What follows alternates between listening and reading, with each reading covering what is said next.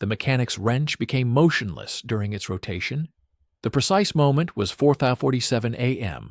on July 15, 1943, and Chief Technician William Morrison found himself in the frigid hangar at RAF Ballykelly, located in Northern Ireland, confronting a truly terrifying situation. Behind him, a fleet of 40 consolidated B-24 Liberator bombers, formidable four-engine aircraft specifically engineered for the crucial task of hunting German U-boats that relentlessly patrolled the vast expanse of the Atlantic Ocean, stood in varying states of disrepair. A mere 18 of these colossal machines were actually prepared for flight, while the remaining aircraft had been extensively dismantled for the purpose of scheduled preventive maintenance, a routine intended to avert future issues. Morrison meticulously wiped the thick grease from his hands and then consulted his logbook, a repository of critical operational data. Squadron 120 had been slated to deploy a contingent of 24 aircraft at the break of dawn for an essential anti-submarine patrol mission. He could, however, only guarantee 18. The potential for increasing this number hinged precariously on several critical factors. The hydraulic system on Liberator FL-A847 needed to function flawlessly. The engine replacement on FL-92 had to be completed within the next 60 minutes, and numerous other ifs presented a stark, unforgiving mathematical challenge. The RAF Coastal Command, a vital arm of the Royal Air Force, operated approximately 80 Liberators across 2 squadrons stationed at Ballykelly. Yet, on any given day in July 1943, fewer than 40 of these aircraft possessed the necessary readiness for a mission. The considerable remainder languished in the maintenance bays, undergoing either their prescribed 50-hour preventive checks or receiving urgent emergency repairs necessitated by issues discovered during or after those very checks. Alarmingly, half of the entire fleet remained grounded, a dire situation exacerbated by the continued success of German U-boats as they effortlessly navigated through the treacherous mid-Atlantic gap, systematically sinking Allied merchant ships laden with indispensable provisions of food, fuel, and ammunition destined for Great Britain. The statistical data from this period painted an undeniably bleak and distressing panorama. Between the months of January and June in 1943, German U-boats were responsible for the destruction of 282 Allied merchant vessels, equating to a staggering 1.5 million tons of vital shipping sent to the ocean floor. Each individual Liberator aircraft represented a substantial investment, costing $140,000, and symbolized many arduous months of dedicated production effort. Consequently, every single aircraft that remained grounded meant one fewer hunter, available to relentlessly track and neutralize enemy submarines. The operational readiness rate, a critical measure of military capability, hovered precariously at an alarming 48%. This meant that for every 2 bombers that were meticulously constructed and delivered, one sat idly and ineffectually in a hangar, incapable of fulfilling its intended purpose. Morrison was intimately familiar with the established operational protocols. In accordance with the stringent regulations set forth by the Air Ministry, every Liberator was subjected to a comprehensive preventive maintenance overhaul after every 50 hours of flight time. This exhaustive process involved the removal and scrupulous inspection of engines, the detachment and careful examination of control surfaces, the thorough flushing of hydraulic systems, and the rigorous testing of all electrical components. Ground crews typically required 72 hours to meticulously complete this extensive checklist. after which the aircraft was theoretically supposed to return to active service. However, in reality, this was seldom the case. Not truly. Morrison's meticulously kept logbooks unveiled a deeply unsettling and consistent pattern. Aircraft that entered the scheduled maintenance program frequently emerged with an array of new complications that had not existed prior to the intervention. These included oil leaks that were previously absent, engines that had run smoothly suddenly misfiring, and pervasive radio failures on equipment that had supposedly been freshly inspected. Within a mere few days of concluding a 50-hour check, these liberators would invariably find themselves back in the hangar, plagued by numerous new malfunctions, sometimes a dozen or more.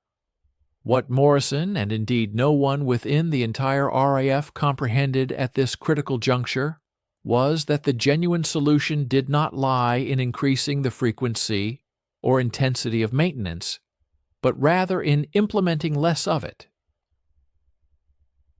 This revolutionary concept was about to be proven by a civilian scientist who possessed absolutely no engineering credentials whatsoever. The unwavering belief in the efficacy of preventive maintenance was deeply ingrained in the military ethos of 1943. It was considered an absolute orthodoxy, an unquestioned gospel, an unassailable doctrine. Aeronautical engineers, senior Air Ministry officials, and experienced maintenance commanders universally concurred on this principle. Machines inevitably wear out in a predictable fashion, and their individual components possess finite operational lifespans. Therefore, the only conceivable method to avert catastrophic failures was through rigorous, scheduled intervention. This logic appeared to be utterly ironclad. An aircraft engine, for instance, operated under conditions of extreme duress, enduring exceptionally high temperatures, tremendous vibrations, and corrosive exhaust gases. Surely regular and meticulous inspection would identify incipient problems long before they escalated into unmanageable disasters. Surely the systematic dismantling of machines, the meticulous cleaning of their components, the precise measurement of tolerances, and the timely replacement of parts deemed marginal would effectively prevent future failures. We ask you to stay with us and watch the end of the video. We will be grateful for your like and subscription. Please write a comment about where you are from and what you think about the video topic. Every 50 flying hours, this comprehensive cycle of maintenance would meticulously repeat itself. Ground crews would swarm over the aircraft with the focused intensity of ants, performing a multitude of detailed tasks. They would drain the engine oil and subject it to a rigorous examination for any telltale metallic particles. They would carefully remove spark plugs and precisely measure the critical electrode gaps. They would meticulously test magnetos, precisely adjust carburetors, and scrupulously check valve clearances. The entire process was undeniably thorough and remarkably comprehensive. Yet paradoxically, it was inadvertently crippling operational capability. By the summer of 1943, the crisis had deepened significantly, reaching an alarming crescendo. RAF Coastal Command bore the immense and critical responsibility for relentlessly hunting German U-boats across the vast expanse of the eastern Atlantic and the perilous Bay of Biscay. The long-range liberators, equipped with cutting-edge ASV air-to-surface vessel, radar, represented the pinnacle of anti-submarine warfare technology. However, these highly advanced radar-equipped aircraft, when grounded in hangars, were utterly incapable of sinking a single submarine.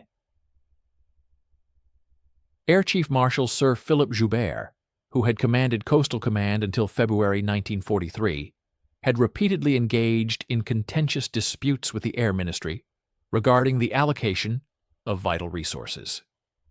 "Give me more aircraft," he had adamantly demanded, emphasizing the urgent requirement for 120 VLR, very long range, liberators to effectively close the mid-Atlantic gap.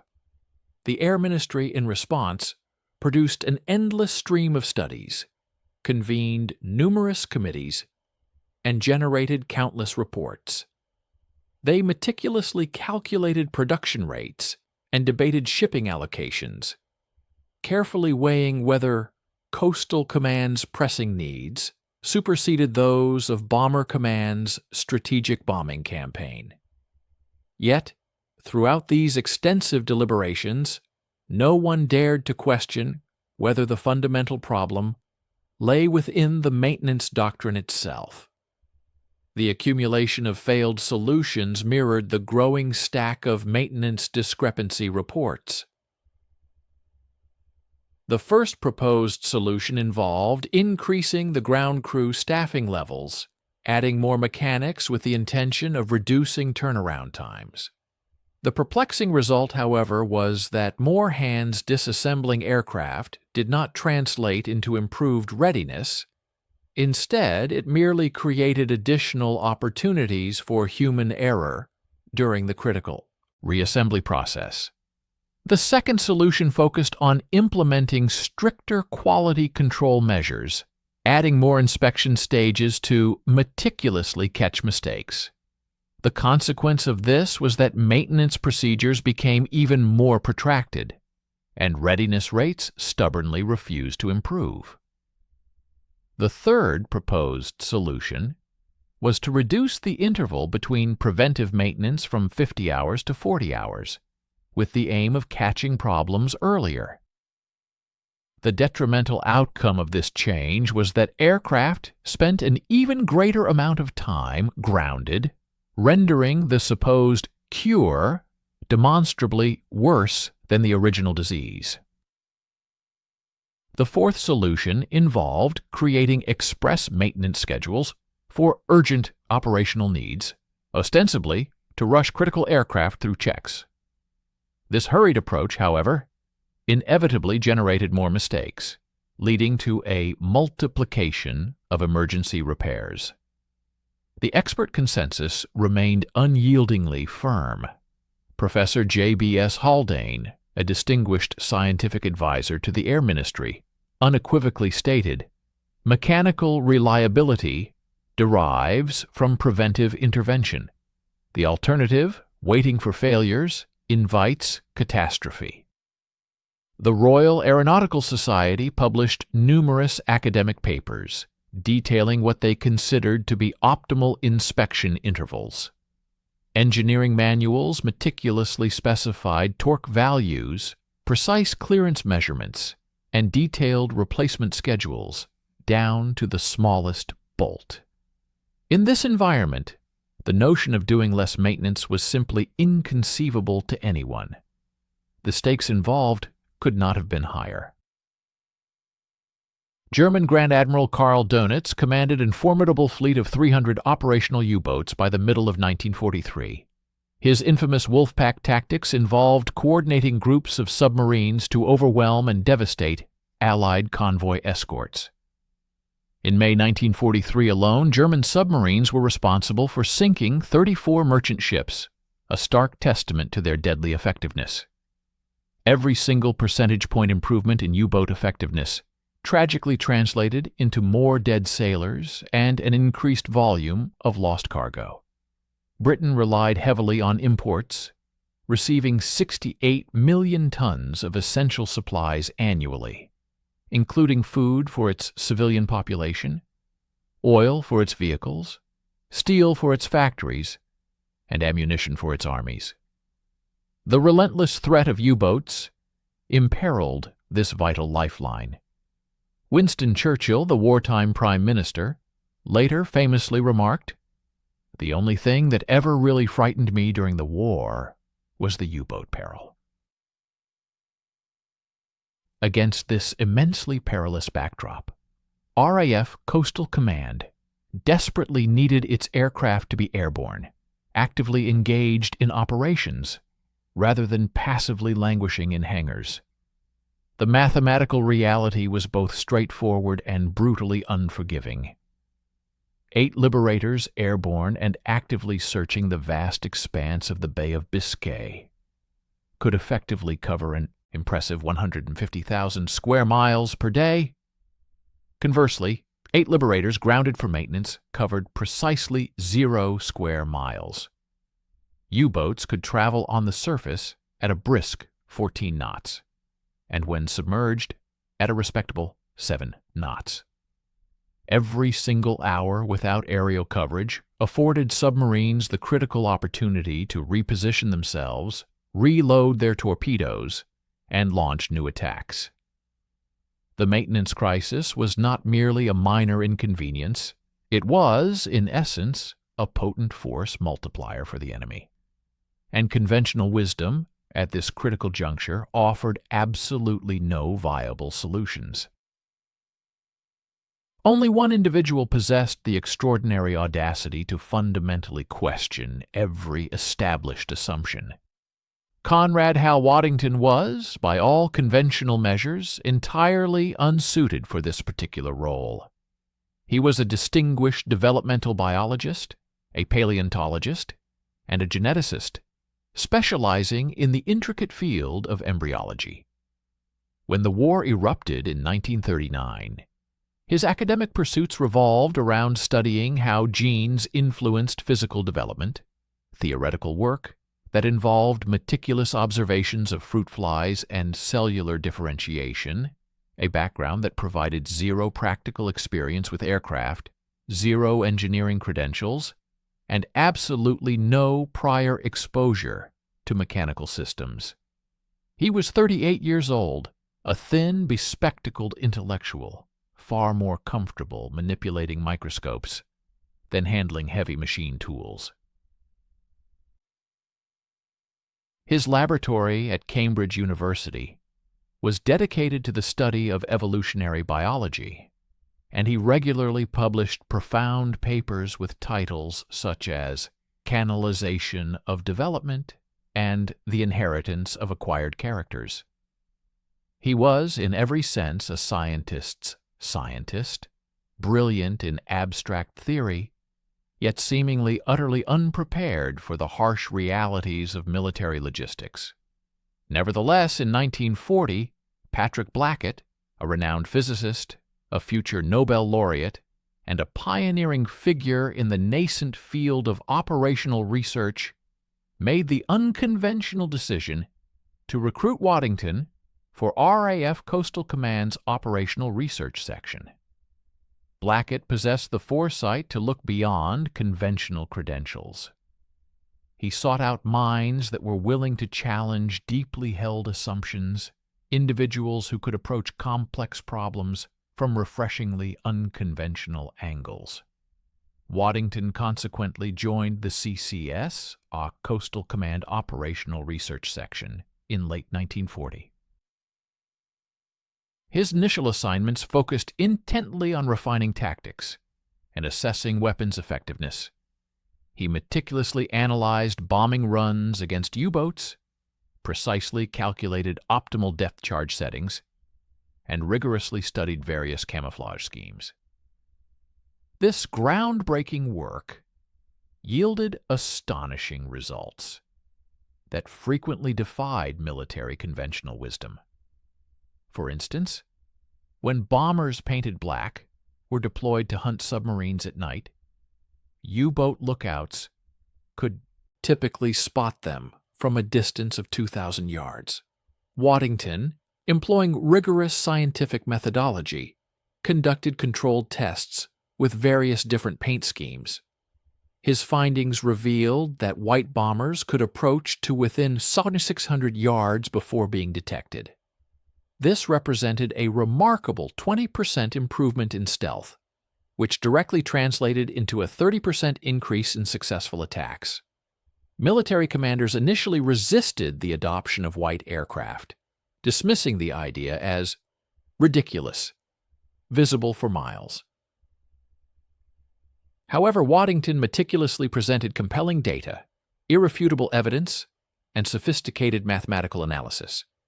Eventually, faced with such compelling facts, they reluctantly relented. The subsequent increase in U-boat sinkings served as undeniable proof of his unconventional yet effective approach. The relentless escalation of U-boat sinkings intensified the urgency of the Allied war effort. In response, a critical re-evaluation of naval ordnance tactics was initiated, specifically concerning depth charges. Established Royal Air Force RAF doctrine mandated a detonation depth of 100 feet. However, a meticulous examination of numerous attack reports by Waddington revealed a crucial operational detail. Most U-boats, when struck by aircraft, were in the frantic process of crash diving, consequently remaining much closer to the ocean surface. Through precise calculations, he determined an optimal detonation depth of 25 feet. This proposition met with considerable resistance, as commanding officers steadfastly defended the manual, prescribed 100-foot depth, a figure derived from extensive engineering studies. Waddington, however, presented compelling operational data to counter their arguments. Following an intense and protracted debate, Coastal Command ultimately revised its doctrine. The subsequent outcomes were nothing short of astonishing, silencing even the most vocal critics, as U-boat destruction rates surged an extraordinary sevenfold. Yet, even these significant triumphs merely served as a prelude, preparing Waddington for an even more profound and impactful revelation. By the summer of 1943, specifically July, Waddington strategically redirected his sharp, analytical acumen towards the pervasive issue of force readiness. At Ballykelly, 2 squadrons of Liberator aircraft boasted a complement of 40 machines. Alarmingly, on average, only half of this formidable fleet, approximately 20 aircraft, were deemed flight-ready at any given time, leaving a substantial portion grounded. The root cause of this debilitating bottleneck was not a shortage of production, a dearth of skilled pilots, or even a scarcity of essential fuel. Instead, the insidious culprit was identified as maintenance protocols. Waddington, with his characteristic hands-on approach, personally traversed the flight line at RAF Ballykelly, engaging in genuine, candid conversations with the dedicated ground crews. These were not formal interrogations from an officer to his subordinates, but rather authentic dialogues aimed at understanding their daily challenges. Chief Technician Morrison articulated a particularly maddening cycle. An aircraft, perfectly airworthy, would arrive for its routine 50-hour maintenance. Following the prescribed checklist, engines would be meticulously pulled, every component inspected, and then the entire assembly reassembled.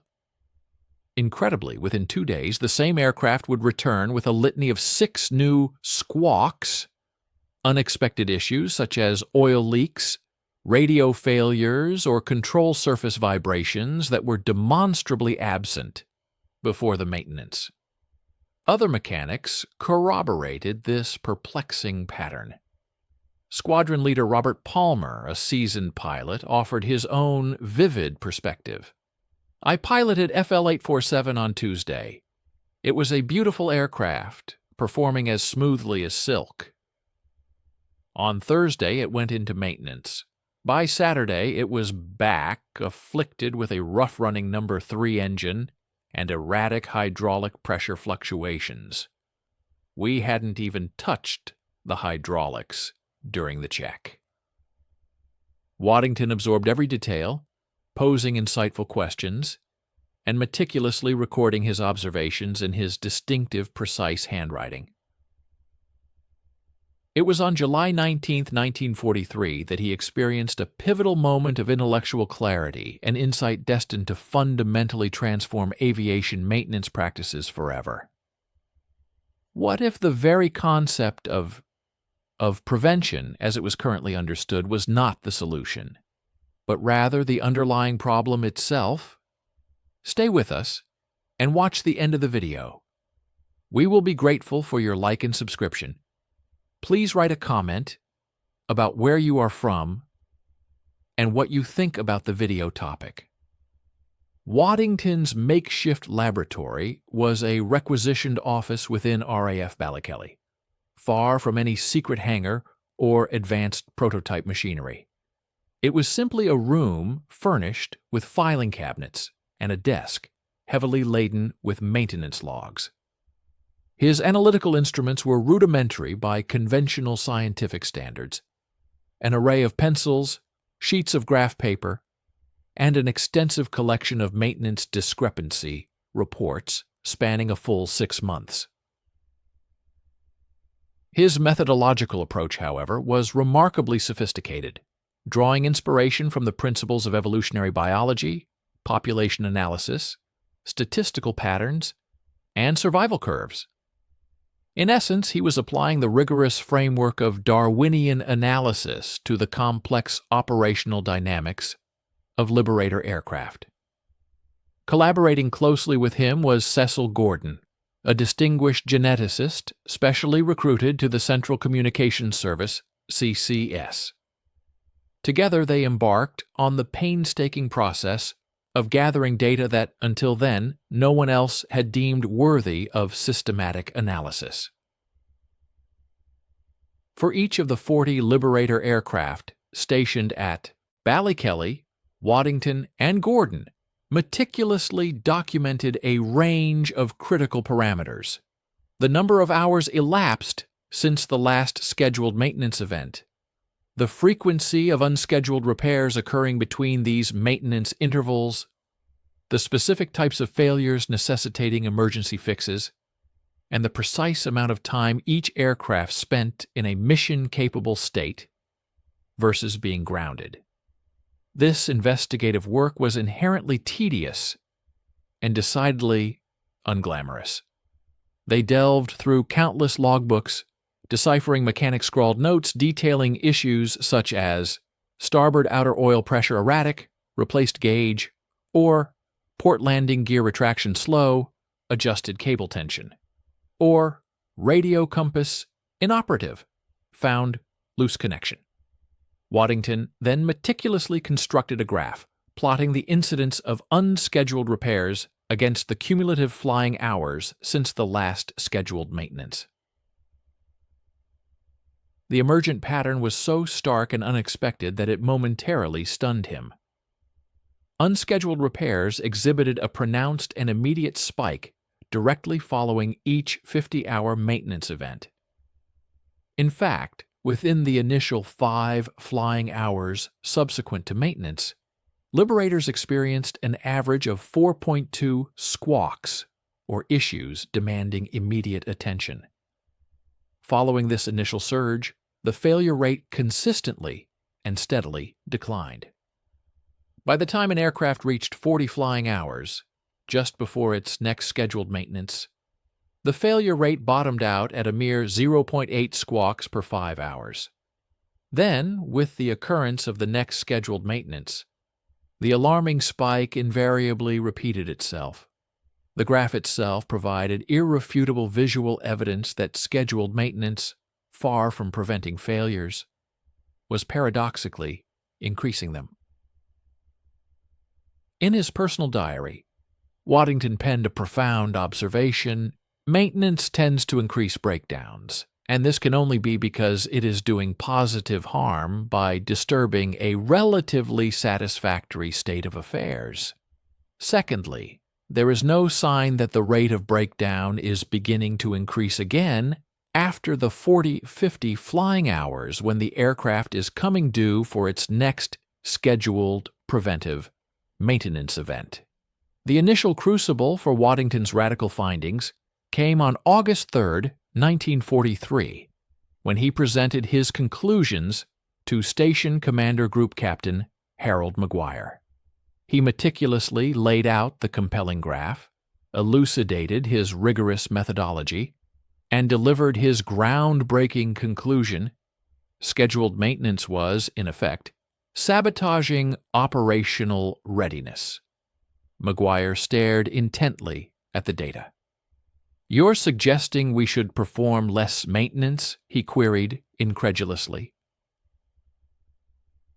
"I am asserting that the current maintenance interval is counterproductive," Waddington clarified. "Every time we disassemble an aircraft, we inadvertently introduce a host of new failure modes. Fasteners, once loosened and then retorqued, rarely seat with the same original integrity. Gaskets, removed and subsequently replaced, often develop leaks. Electrical connections, once disturbed, are prone to creating intermittent faults." That's Maguire struggled for the appropriate words. "That's illegal. Air Ministry regulations explicitly mandate 50-hour preventive maintenance. The regulations as they stand are actively undermining our operational capability," Waddington countered with conviction. "This is utterly insane.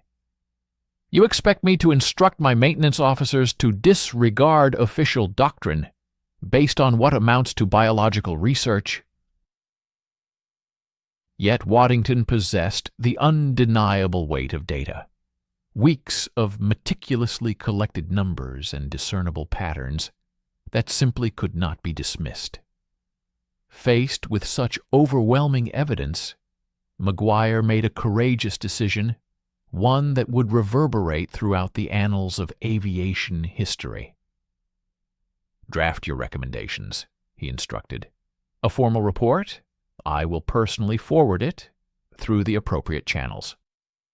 That report, officially classified as secret and circulated to a select group of precisely 17 officers, ultimately became the most profoundly consequential maintenance document of the entire Second World War.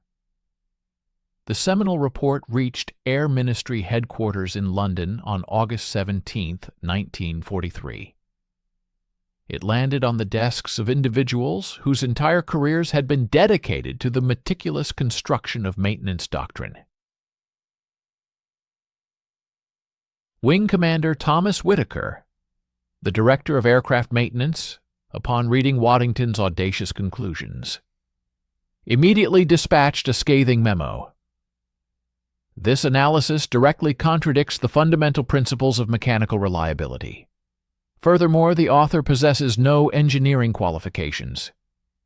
His recommendations unequivocally endanger both aircraft and their crews." Group Captain Edmund Huddleston, from the Air Ministry Engineering Branch, added his vehement objection. "Preventive maintenance exists precisely to forestall the catastrophic failures that random operation inevitably invites.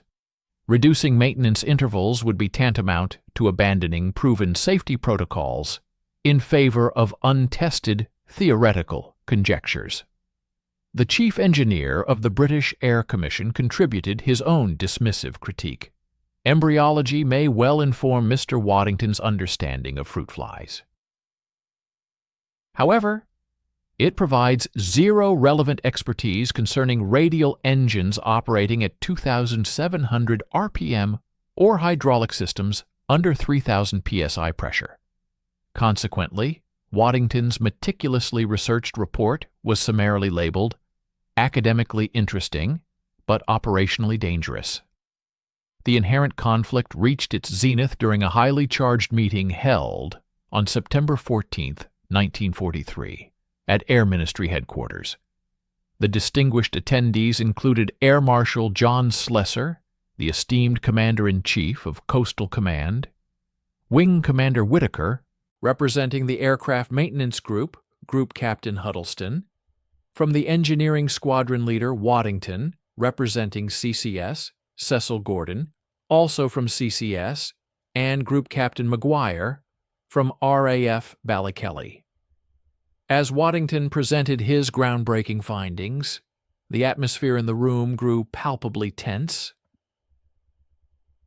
"You are proposing," Whitaker stated, his voice tight with barely suppressed incredulity, "that we extend maintenance intervals from 50 hours to what? 70, 80, 100? The data unequivocally suggests that longer intervals would significantly enhance readiness," Waddington calmly responded. "Based on merely 6 months of observations at a single station, involving 2 squadrons and 40 aircraft, however comprehensive the records may be," Huddleston interjected, leaning forward intently, "Mr. Waddington, with all due respect to your commendable work against U-boats, you are fundamentally misinterpreting mechanical systems. Unlike biological organisms, machines do not possess the capacity to heal themselves. They deteriorate predictably without consistent preventive intervention. They are destined to fail catastrophically." "That is precisely the assumption I am challenging," Waddington asserted. "Both biological and mechanical systems exhibit—" The room then erupted into a cacophony of voices. Gordon later recounted in his unpublished notes. 3 senior officers were speaking simultaneously. Whitaker vehemently declared the recommendations professionally irresponsible. Huddleston dismissed them as mathematically clever, but mechanically illiterate. McGuire, however, steadfastly defended the operational data. Air Marshal Slessor, throughout this heated exchange, maintained a stoic silence, merely listening intently. The arguments against Waddington reached a fever pitch. "This violates every engineering textbook. We will have engines failing mid-mission, tragically killing our crews. Maintenance doctrine is the culmination of decades of invaluable aviation experience. You are asking us to place our trust in biology over engineering." Conversely, voices rose in support of Waddington. "The current system is demonstrably failing. We have half our fleet grounded." His previous recommendations on depth charges saved hundreds of lives. What if conventional wisdom is simply wrong? The data, after all, does not lie. Air Marshal Slessor, with a deliberate gesture, raised his hand, and an immediate silence descended upon the room. "Wing Commander Whitaker, what is our current operational readiness rate for VLR Liberators?" 48%, sir, averaged across all coastal command stations," Whitaker replied. "Squadron Leader Waddington, what does your analysis predict if we were to implement your recommendations?" 70 to 75% readiness within 3 months, Waddington confidently stated. "And if you are mistaken, if engines fail, if aircraft crash," Slessor pressed, "then we would revert to our current doctrine, sir," Waddington responded. "But the mathematics," Whitaker interrupted, "do not account for crucial factors such as metal fatigue, bearing wear, or combustion chamber carbon buildup." Slessor, however, cut him off decisively. "Gentlemen, we are unequivocally losing the Battle of the Atlantic.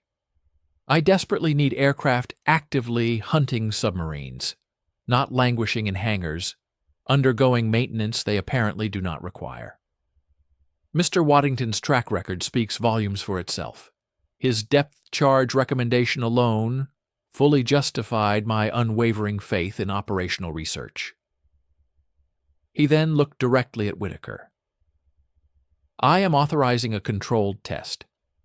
RAF Ballykelly will implement revised maintenance protocols. We will meticulously monitor failure rates, engine conditions, and structural integrity. 3 months. If readiness demonstrably improves without any safety incidents, we will then expand the program across the command. Therefore, we must broaden the scope of this experimental initiative." A palpable hush descended upon the meeting chamber. "Sir," Whitaker articulated with measured caution, You are placing both valuable aircraft and their courageous crews in jeopardy."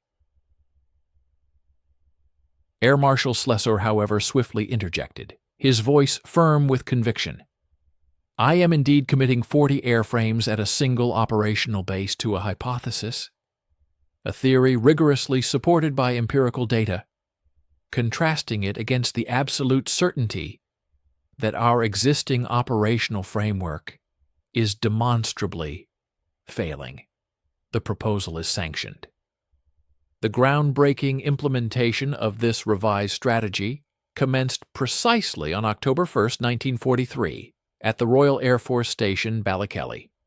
Dr. Waddington's meticulously re-engineered maintenance program was founded upon 4 profoundly transformative tenets. 1.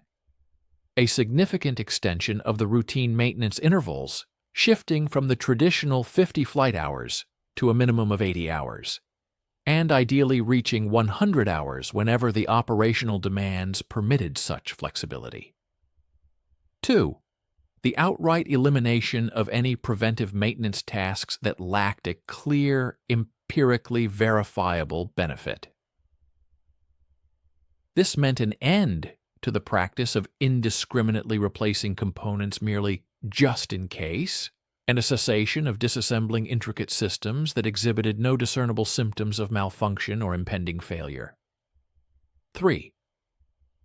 A vastly improved and more integrated approach to maintenance scheduling, designed to meticulously coordinate the efforts of ground crews.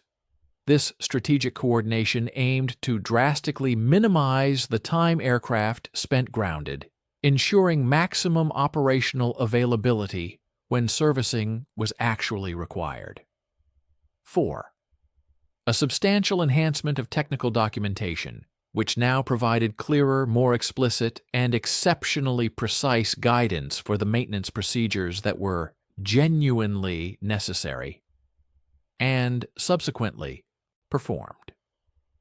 The immediate reaction from the experienced mechanics was one of profound skepticism, teetering on the brink of outright insubordination.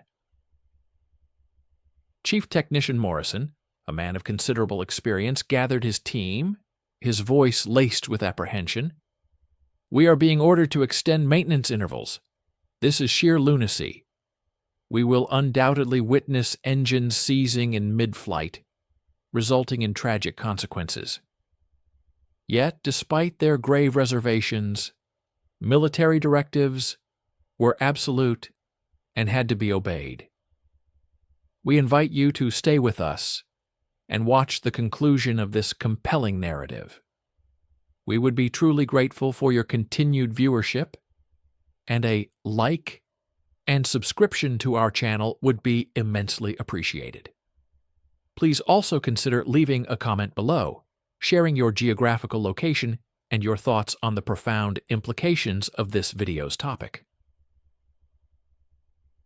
Indeed, on that pivotal inaugural day of October, Liberator FL-847, having already accumulated 73 hours since its last major service, was dispatched on an anti-submarine patrol mission, defying the conventional wisdom that would have seen it relegated to the maintenance hangar.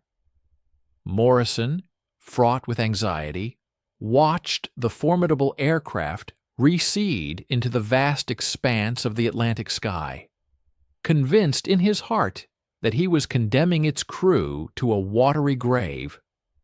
However, to his profound relief and astonishment, FL-847 returned a mere 8 hours later, completely devoid of any malfunctions, mechanical issues, or squawks, the pilot's reports of defects.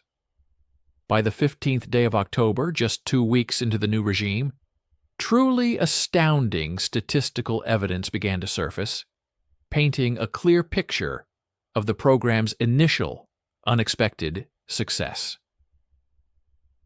Under the pre-Waddington system, which governed operations from July to September 1943, the average operational readiness stood at a meager 48%. The air crews logged an average of 312 unscheduled repairs each month, demanding an average of 86 maintenance man-hours per aircraft during the same period. Consequently, out of a total complement of 40 aircraft, only 19 were consistently available for critical missions.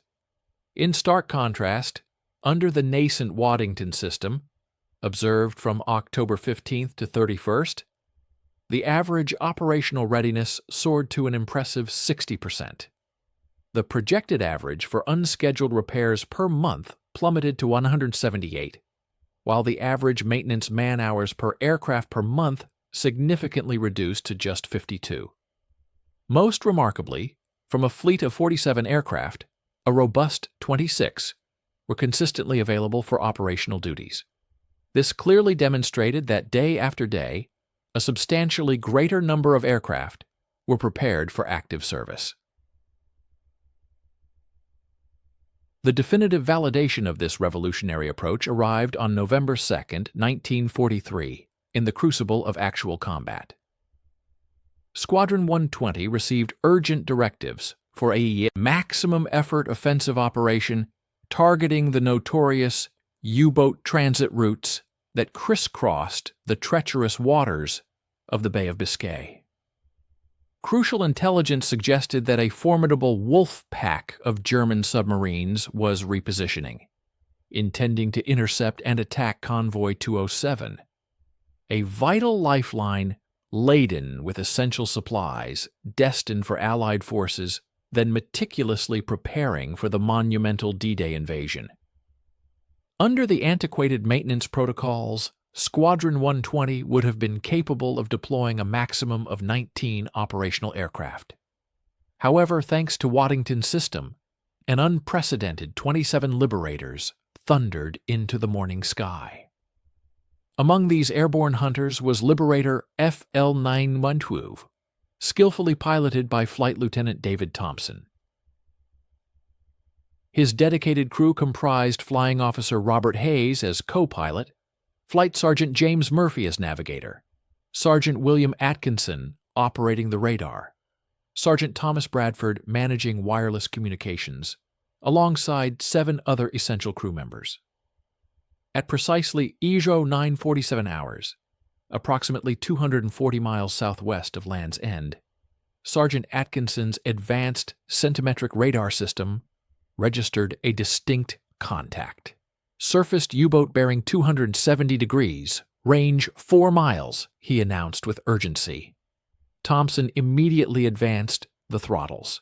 The quartet of powerful Wright R-1820 radial engines, precisely the kind of propulsion units that under the outdated doctrine would have been undergoing scheduled maintenance, roared to their maximum power output. FL-912 surged forward, rapidly accelerating to a blistering speed of 215 knots.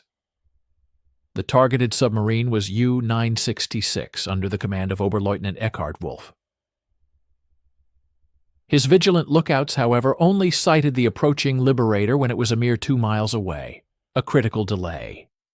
Wolf, in a desperate attempt to evade, shrieked, "Alarm!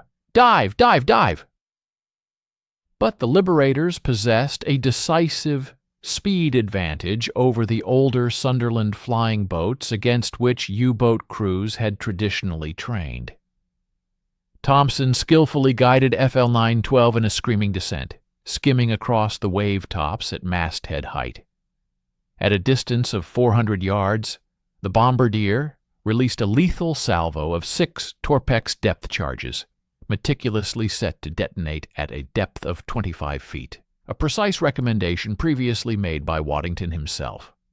The weapons accurately bracketed U-966, unleashing colossal underwater explosions that violently lifted the submarine's stern clear of the water. A deluge of oil and debris erupted from the ocean surface. U-966 wallowed helplessly, rendered incapable of submerging. Thompson circled for a second, decisive attack, but it proved unnecessary. U-966 succumbed to its damage and sank at 1,003 hours, claiming the lives of 48 crew members. Miraculously, 3 survivors were later rescued by the Royal Navy corvette HMS Sunflower, approximately 6 hours after the engagement. On that very same day, spanning the wide expanse of the Bay of Biscay, other Liberator aircraft delivered equally devastating blows to the enemy.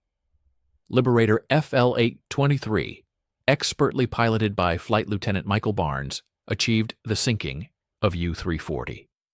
Additionally, Liberator FL-91, under the command of Squadron Leader Peter O'Brien, inflicted significant damage upon U-271, compelling it to abandon its patrol and return to base.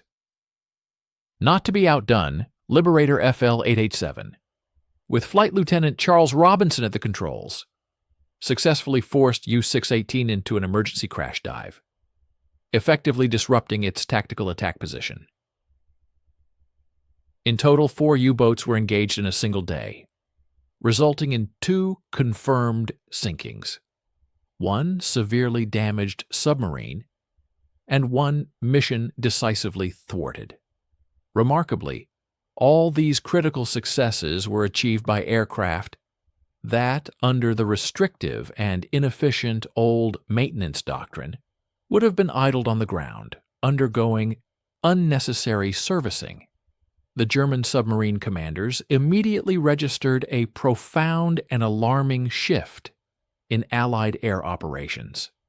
Captain Lieutenant Herbert Werner, commanding U-415, meticulously noted in his logbook on November 18, 1943, "Enemy air coverage has intensified dramatically. Where previously we might navigate the bay with perhaps 1 or 2 aerial sightings daily, we now confront continuous patrol aircraft. It is as if the hunters have multiplied exponentially." The reality, however, was not an increase in the number of aircraft, but rather a dramatic improvement in their operational readiness, meaning they were airborne and actively hunting instead of being confined to hangars. By the close of December 31, 1943, the compelling data had become irrefutable, presenting an undeniable testament to the system's efficacy. The readiness rates at RAF Ballykelly showed a consistent and impressive upward trajectory: 64% in October 1943, rising to 71% in November 1943, and culminating at a remarkable 77% by December 1943. Furthermore, the Coastal Command's U-boat kill rate, specifically attacks that resulted in confirmed sinkings, experienced a dramatic surge. From a mere 2.8% during July-September 1943, it leaped to an impressive 6.7% in the October-December 1943 period. This demonstrated a clear causal link. A greater number of available aircraft translated directly into more extensive patrol hours, which in turn led to an increased frequency of U-boat contacts, ultimately resulting in a higher number of successful kills. Air Marshal Slessor, recognizing the overwhelming evidence, immediately mandated the system's widespread expansion. By February 1944, every Coastal Command station had fully adopted Waddington's innovative maintenance protocols. The system's proven success then led to its further propagation, reaching Bomber Command and Fighter Command by April 1944. The profound calculation lives saved through Waddington's intervention is a matter of straightforward arithmetic.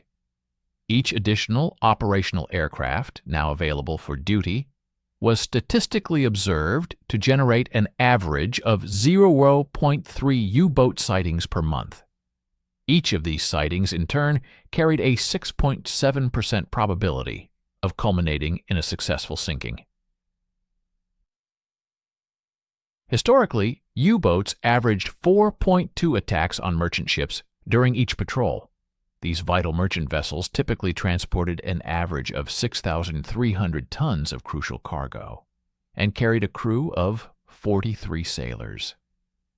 Waddington's groundbreaking system contributed an average of 18 additional aircraft to the daily operational strength across Coastal Command's 10 squadrons.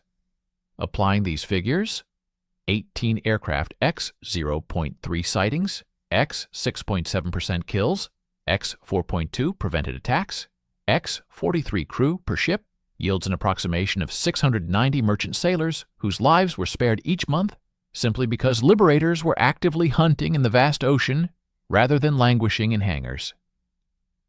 Extrapolating this impact over the remaining 17 months of the European War, this translates to an astonishing 11,730 lives saved. These were merchant sailors who had the immeasurable fortune of reuniting with their families, cargo that successfully reached the shores of Britain, food that nourished civilians, and fuel that powered the Allied armies, all attributable to the insightful question posed by a single biologist: what if our current approach to maintenance is actually doing too much? Remarkably, the fundamental principles of this system continue to be applied in modern aviation practices even today. The European conflict concluded on May 8, 1945. Following the cessation of hostilities, Waddington returned to the venerable halls of Cambridge University, resuming his dedicated research in embryology. He published his detailed wartime diary in 1946, though its contents remained classified until 1973, when it finally saw public release under the title Operational Research in World War II. Throughout his life, he steadfastly avoided publicity, never seeking to capitalize on his extraordinary wartime achievements. When occasionally approached by journalists inquiring about his contributions to the war effort, he consistently deflected, humbly stating, "Many brilliant individuals contributed significantly to operational research. I was merely one analyst among a multitude." However, the cold, hard numbers unequivocally narrate his profound story. The Waddington maintenance system saw rapid and widespread implementation. It was adopted across all Royal Air Force commands by August 1944. Its influence then spread to the Royal Navy's Fleet Air Arm by October 1944.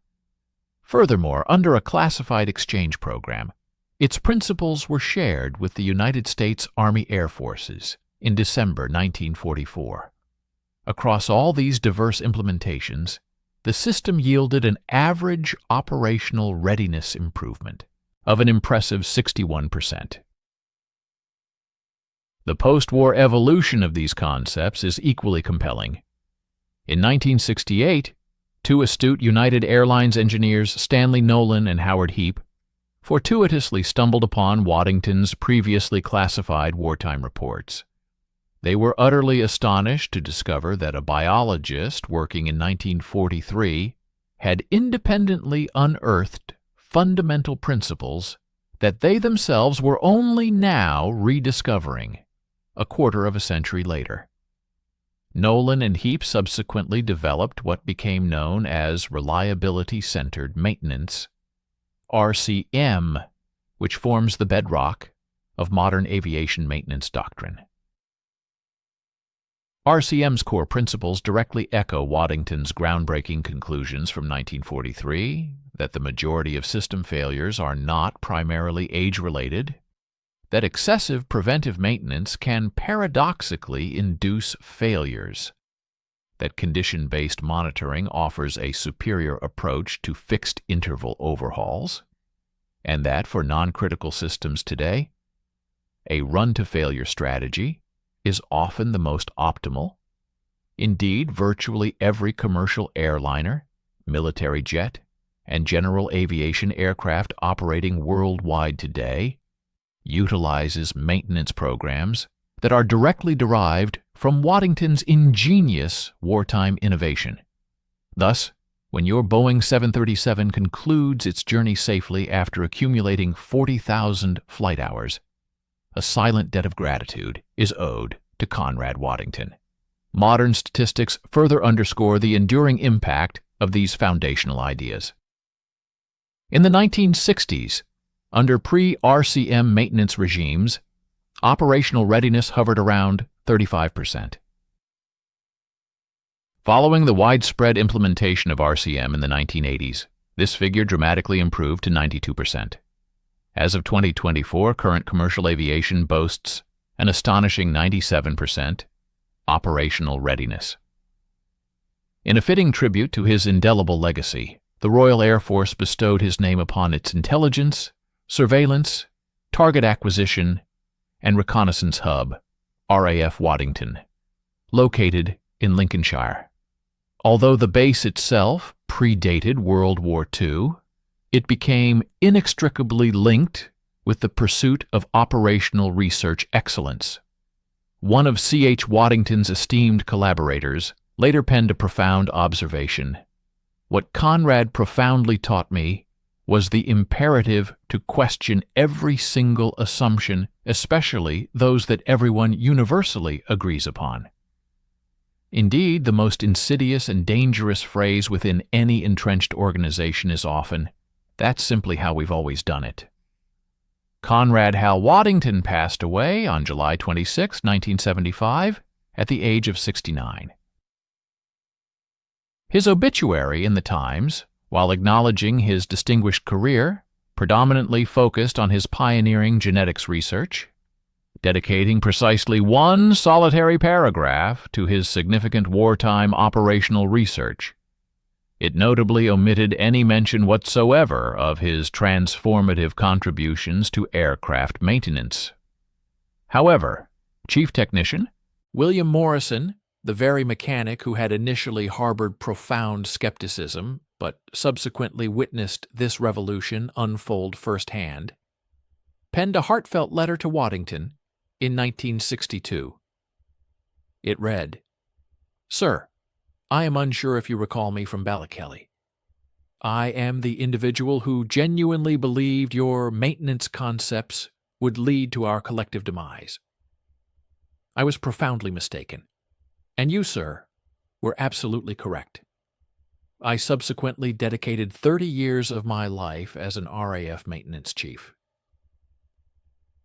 Every aircraft that landed safely, every crew that returned home, every mission that achieved its objective, a significant part of that success was undeniably your work.